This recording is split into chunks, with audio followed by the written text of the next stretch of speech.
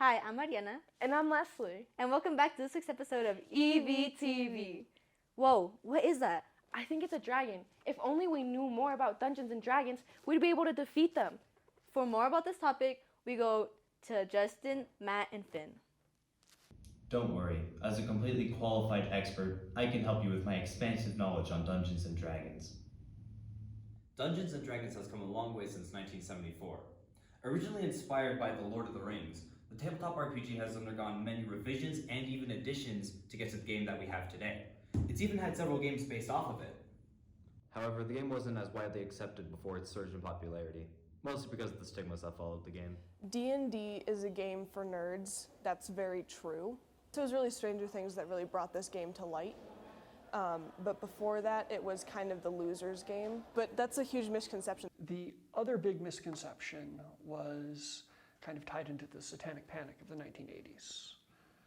And it was along the lines of Satanism and its ties to Dungeons and Dragons. And in reality, this really doesn't have anything to do with Dungeons and Dragons. But all of that is old news. What's the game like now?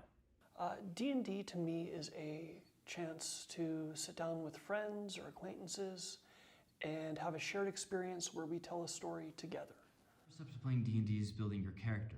Players can choose their race, class, appearance, personality, and even backstory and spells. This might sound complicated, but we have some resources to make this process easier.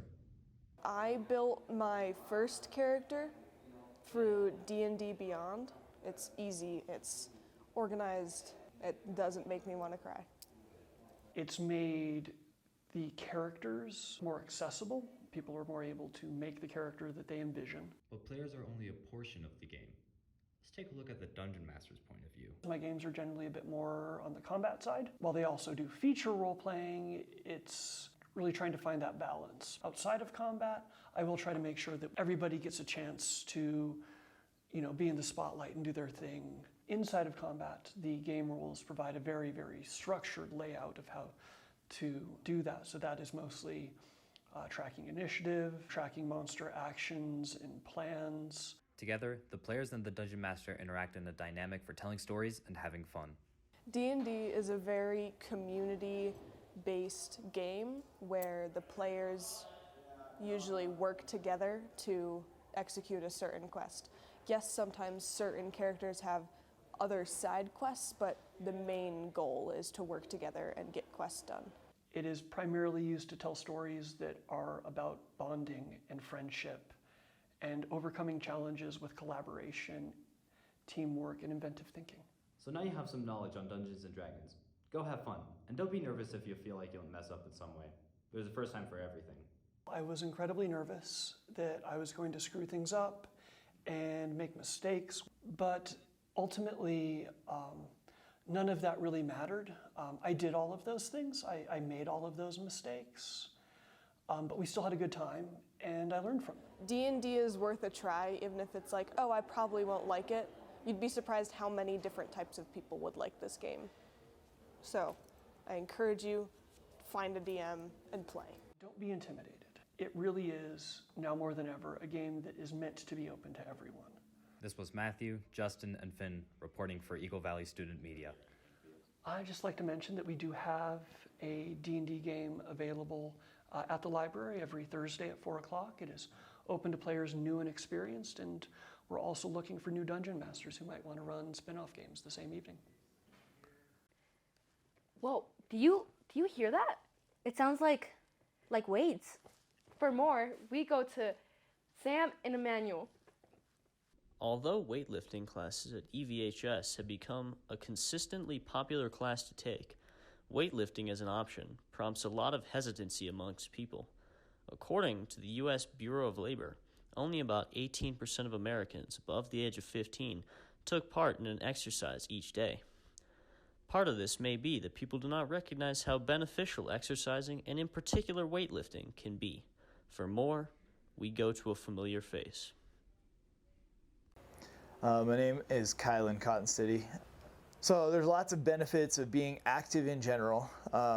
One, it's going to help our heart be stronger because our heart is needing to pump blood to the muscles. to our lungs. And so by doing exercise, it's keeping our heart stronger, which the number one killer of people in the United States is heart disease and cardiac arrest. And Mr. Cottonsteady would be right. According to the Center for Disease Control, the leading cause of death in the U.S. is obesity-caused illness. Another benefit of staying active and lifting weights is it has just crazy good benefits for our mental health. Being able to exercise produces endorphins, and it helps us to feel better when we are depressed or stressed or anxious about something. And so by pushing your body to its limits and exercising, you are not just strengthening yourself physically, but also mentally at the same time. With teen mental health problems on the rise, exercising regularly could prove to be a major help. Let's hear from a new perspective. My name is Sonam Sherpa. My biggest fear was probably being judged.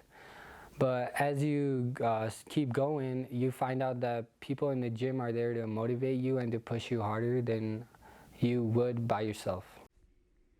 This, in and of itself, is a concerning issue. Still, it is only amplified by the spread of weightlifting myths that discourage people even more. So I know that there's a lot of people out there that say lifting will stunt your growth, or lifting is bad on your knees, doing squats is bad on your knees. So if somebody is doing anything incorrectly, they have the chance of injuring themselves, hurting their joints. For example, if you're using improper technique during a back squat or front squat or deadlift, you definitely can injure your joints. So I don't think lifting stunts your growth, but if you are going to lift, it's important that you are going at your own pace according to your body weight and age so that you don't hurt yourself. So, you've heard the reasoning why you should exercise, but you might still be asking, how? Advice I'd give to a beginner is to not give up and keep being consistent. It also helps to go to the gym with a friend because they help you push to be better. And finally, don't skip leg day. As always, thanks for watching. This has been Emmanuel and Sam for EVTV. Well, here's a word from our sponsors.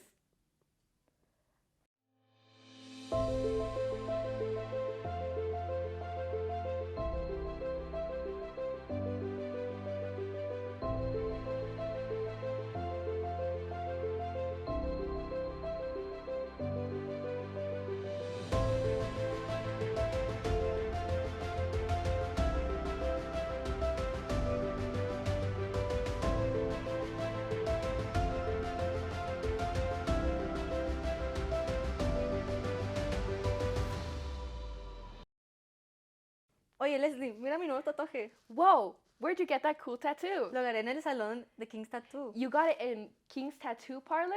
Sí. Por más sobre esto, vamos a Leslie y Ariana. For more, we go to Leslie and Ariana. Mi nombre es Joaquín López y soy de Gómez Palacio, Durango, México. Joaquín es el dueño de King's Tattoo en Gibson, Colorado, el único local de tatuajes en Gibson. Como profesional, como unos 18 años, pero ya desde que empecé a tatuar antes, como unos 30. Con clases, tomé seminarios con gente que ya era tatuadora. Pero cuando empecé nadie me enseñó, solo lo empecé a hacerlo así nomás. Hay tatuajes que duran hasta 10, 12 horas en uno. Es una sola sesión y hay tatuajes que puedo durar 15 minutos, 20 minutos. ¿Qué me gusta de mi trabajo?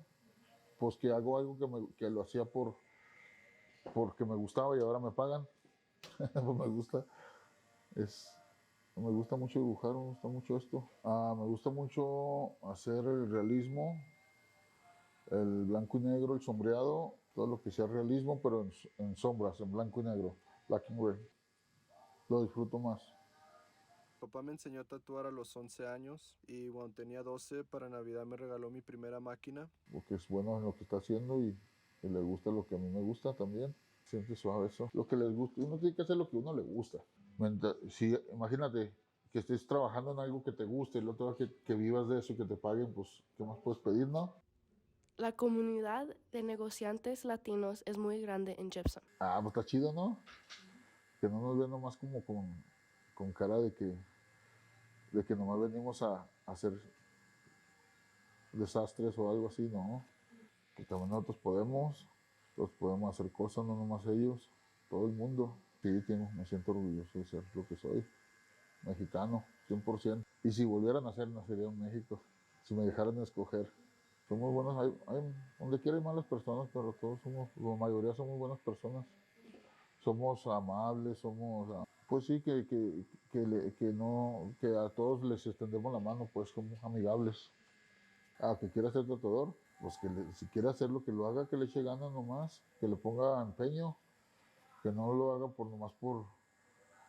porque piense que se gana dinero por algo, que lo haga porque le guste nomás y que se dedique a hacerlo.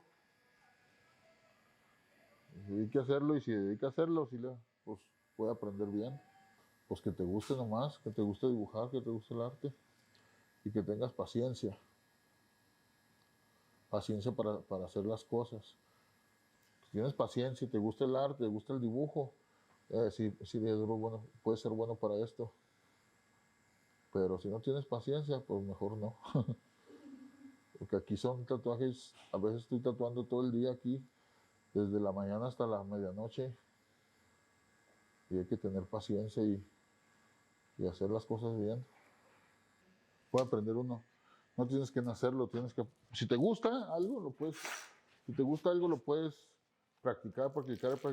Y si lo haces, si quieres, lo haces. Pero el punto es de que tú quieras hacerlo. Thanks for tuning in to this week's episode of EVTV. ¡Hasta luego! Bye bye.